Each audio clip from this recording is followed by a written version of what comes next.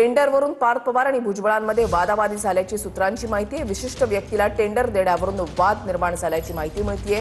अन्नधान्य पुरवठ्याच्या टेंडरवरून वादावादी झाली अशी सूत्रांची माहिती आहे। कसं काम चालतं याचा दाखला देत भुजबळ संतापले। पक्षातून यावर अधिकृत प्रतिक्रिया देण्यास नकार देण्यात आल्याची सूत्रांची माहिती आहे।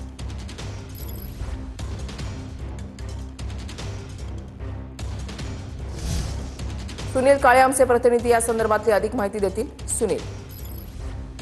ऋषाली, गेल्या काही दिवसापासून ज्या पद्धतीने पार्थ पवार यांनी पक्षामध्ये वेगवेगळ्या पातळीवरती हस्तक्षेप सुरू केलेला आहे, त्या पार्श्वभूमीवरती वरिष्ठ मंत्री आणि पार्थ पवारांमध्ये खडाजंगी होताना दिसते।